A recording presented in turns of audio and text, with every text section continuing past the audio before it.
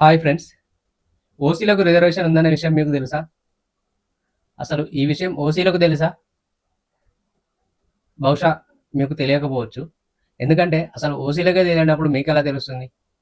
ఈ విషయం నేను ఎందుకు చెబుతున్నానంటే ఎలా చెబుతున్నానంటే, నిన్న నాకు తెలిసిన ఒక పర్సన్ ఏదో రిజర్వేషన్‌ల గురించి ఏదో జరుగుతుందంట గదా! అని ఒక క్వెషన్ నన్నడిగాడు.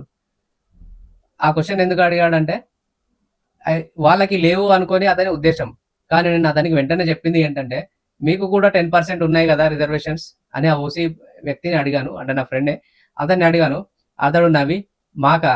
మాకెవడిస్తాడు రిజర్వేషన్ అసలు మాకు ఎక్కడివి రిజర్వేషన్స్ అని అన్నాడు. దాంతో నేను గూగుల్ ఓపెన్ చేసి ఈడబ్ల్యూఎస్ రిజర్వేషన్స్ అని కొట్టాను. ఆ తర్వాత యూట్యూబ్ ఓపెన్ చేసి కూడా యూట్యూబ్‌లో కూడా రిజర్వేషన్స్ గురించి అతను సెర్చ్ చేసి చూపెట్టాను.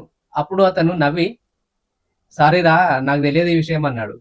ఆ తెలియదు అనే మాట ఎందుకొచ్చిందంటే ఎస్సీలకి ఎస్సీ రిజర్వేషన్, ఎస్టీలకి ఎస్టీ రిజర్వేషన్, బీసీలకు బీసీ రిజర్వేషన్.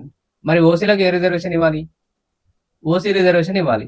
కానీ ప్రజలను మభ్యపెట్టడానికి వాళ్ళొక తెలివిగా మన బీజేపీ వాళ్ళు ఏం చేసినా కూడా తెలివిగా చేస్తారు కదా! సో, వాళ్ళు ఏం చేశారంటే ఓసీ రిజర్వేషన్స్ అని పెట్టకుండా EWS reservation economical weaker section అని ఒక పాయింట్ తీసుకొచ్చి దాన్ని ఓసీ రిజర్వేషన్ లాగా ప్రకటించారు. అది రాజ్యాంగంలో చట్టంగా కూడా మారింది. 2019లో 106వ రాజ్యాంగ సవరణ ద్వారా ఓసీ రిజర్వేషన్స్ అనేవి ఇవ్వడం జరుగుతుంది. అది ఓసీ రిజర్వేషన్స్ కాదు. EWS reservation. Economic weaker section.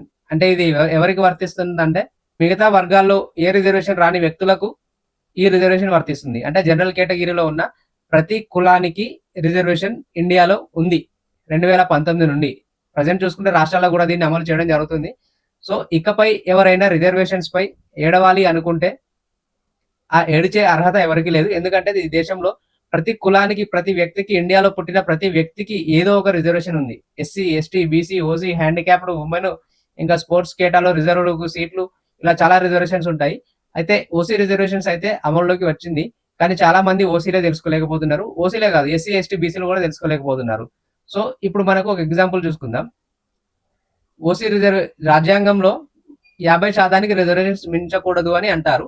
కానీ ఈ ఓసీ రిజర్వేషన్లు అంటే లైక్ ఈ ఈడబ్ల్యూఎస్ ద్వారా రిజర్వేషన్లు ఇవ్వొచ్చని సుప్రీంకోర్టు రాజ్యాంగంలో ఉన్న ఒక పాయింట్‌ని తీసుకొని చెప్పింది. అంతేకాదు దాంట్లోనే చేర్చారు. అయితే ఈ ఓసీ రిజర్వేషన్స్ ఎంత పర్సెంట్ ఇస్తున్నారు? చూసుకుంటే వాళ్ళకి 10%. అంటే నిజానికి చూసుకుంటే జనాభా వాళ్ళకి తక్కువుంటది. ఓసీలో తక్కువుంటది. వాళ్ళకి అంత రిజర్వేషన్స్ ఎందుకిస్తారు? వాళ్ళకి 8% ఉన్న జనాభాకి 10% ఎలా ఇస్తారని చాలా మంది అన్నారు. అదే బీసీలకు చూసుకుంటే మేము 54, 53%, 52% ఉంటే మాకు సగం కూడా ఇవ్వట్లేదు.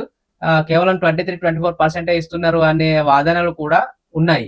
అయినా కూడా ఓసీస్‌కి ఈడబ్ల్యూఎస్ రిజర్వేషన్ అని చెప్పి ఎకనామికల్ వీకర్ సెక్షన్ అని చెప్పి వాళ్ళకి 10% ఇస్తున్నారు.